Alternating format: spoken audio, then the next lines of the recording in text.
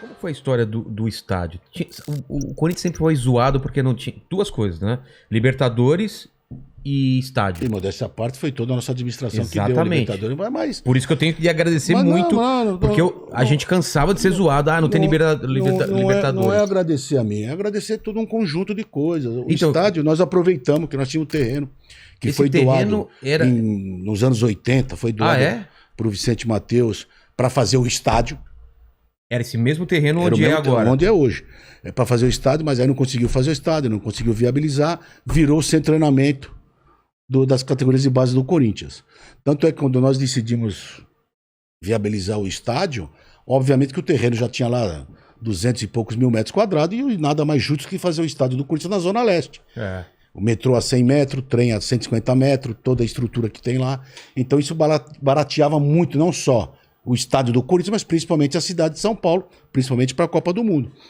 Então é que aqui ainda não tem essa mania, mas tinha que ter no dia de jogos tinha que ter um trem especial só para os jogos. Como é no mundo, pô. Só que aqui você vai falar com os órgãos públicos, não pode, não sei o quê. Então tinha que ter um vagão só para quem vai no jogo. Quando termina o jogo da Libertadores. Esse tipo de coisa que a estrutura do Estado ainda tinha que melhorar bastante, mas vamos pensar que nos próximos meses melhore.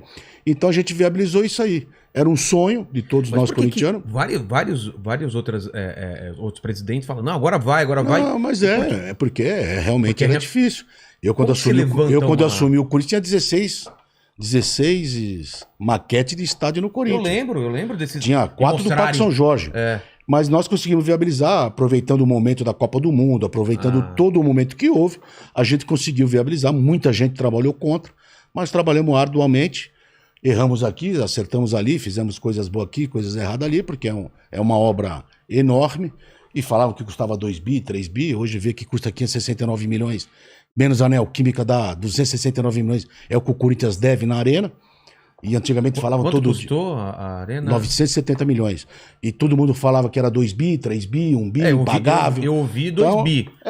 Nunca foi 2 bi, então. Nunca foi, mas é que... De onde tiraram esse número? Porque tiram, porque vão falando e é à vontade. Hoje o Corinthians deve 569 milhões, tem os 300 milhões da Neoquímica, então deve 269 milhões. Tá. Tem mais 2 anos de carência. Quando voltar a pagar, vai pagar uma prestação de 30 e poucos milhões por ano.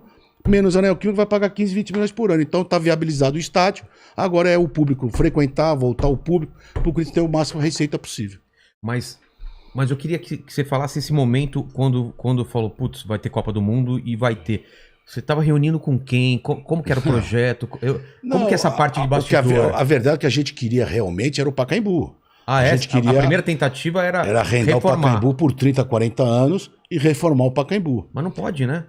Agora pôde. Ué? Agora privatizou. Falaram que era patrimônio. É a fachada. Agora, só a fachada que não pode mexer. Agora privatizaram. E na época o prefeito, as pessoas não conseguiram viabilizar para ceder para o Corinthians por 50, 70, 80, 100 anos. O Corinthians ia fazer uma reforma de 150, 200 milhões, camarote, deixar o mais moderno possível, e o Corinthians ia continuar jogando lá. Mas infelizmente, até porque tem a Associação Pacaembu lá, que são os pobres lá, né? Os mendigos, né? Da comunidade de Gianópolis. Exatamente. Eles são pobres e eles têm que frequentar o Pacaembu, porque na casa deles não tem piscina, não tem nada. Aí reclamaram. Então eles têm que ir lá. Então eles reclamavam, faziam uma onda lá. Faziam uma onda lá. Quem devia pagar a manutenção do Pacaembu eram eles.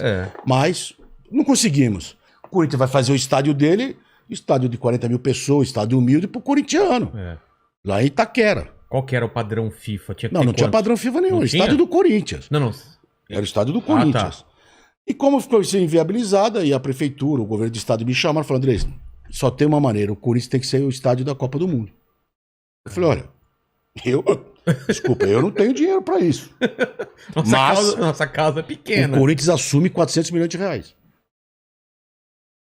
Fora os 400 milhões, o Corinthians não participa de nada. Caramba. Pô, mas aí não dá para fazer o estádio. Eu falei, bom... Aí foram levantar e existiu uma lei desde 2003, que foi a Marta Suplicy que fez, que todo investimento na Zona Leste, você tem até 60% de recuperação de imposto. Então se você gastar 1 bilhão, você tem 600 milhões de crédito. Tá. Se você gastar 500 milhões, você tem... Que você desconta de imposto que você iria pagar. Que é o tal do CID. Tá. Aí acharam lá, foi aprovado, já estava... É um tipo de uma renúncia fiscal? Isso. Tá. É um incentivo fiscal para investimento na Zona Leste. Aí Como o prefeito já tinha essa lei e tudo, ele falou, André, mas para confirmar, para não ter problema, vamos pôr de novo para votar na Câmara, 2 vezes, para não ter perigo. Aí foi votado a primeira vez, foi aprovado, foi votado a segunda vez, foi aprovado o CID para o estádio do Corinthians, que eram 420 milhões. Nós íamos gastar 1 bi no estádio, 420 era renúncia fiscal. Então os 420 de CID, que a gente ia vender no mercado, faz o excedente da obra e os 400 milhões o Corinthians assume. O Corinthians foi no BNDES, no pré-Copa, junto ao Odebrecht, e conseguiu um empréstimo de 400 milhões de reais. Esse é o Corinthians que tem que pagar. E o CID já foi vendido para o Odebrecht, já foi tudo, já fizeram o acerto, tá tudo acertado. Vendido para o Odebrecht significa o quê? Que a Odebrecht comprou o CID e ela hoje está renunciando o fiscal das obras dela, das coisas dela. Para ela, entendi. Para ela, para ter o dinheiro dela de volta. E abate do valor para vocês. Isso, não, o nosso já bateu. Então nós devemos 400 milhões para o BNDES. Nesse momento já era aquele projeto como é hoje ou não? Já era, aí já estava para a Copa do Mundo. Mas não era mais o de 40 mil? Não, já era o estádio de Copa do Mundo. Tanto é que eles queriam fazer para 65, eu não deixei. Caramba! Eu falei, o estádio é para quase 50 mil pessoas, mas precisa de 65 mil. Bom, faz aqui bancada provisória. E eu não vou fazer um estádio para 70 mil pessoas. Tanto é que a obra, a fundação, tudo está pronto para 70 mil. Se quiser construir amanhã mais 20 mil lugares, aguenta. Tá preparado. Mas eu não tinha cabimento de fazer isso. Porque a manutenção, tudo é muito mais caro. Então faz provisório. Teve uma briga enorme. Eu falei, bom, ou faz provisório ou não tem Copa. Não tem discussão. E foi feita a provisória.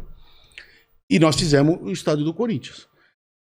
Então esses 400 milhões, o Corinthians já pagou 184 milhões. E agora fez acordo com a Caixa o ano passado, que tem que pagar 569 milhões, com a correção, com tudo, menos os 300 milhões da Equipe, são 269 milhões. É isso que o Corinthians deve, mais nada. Podem falar, especular. Deve isso. Você pergunta para o presidente do Willis, pergunta para qualquer um, deve isso.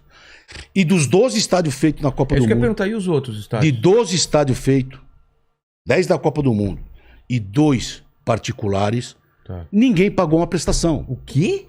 Nem Palmeiras, nem Atlético Paraná, nem Grêmio, nem Maracanã, nem Recife, ninguém pagou uma prestação. E aí? O único estádio que está sendo pago é o do Corinthians.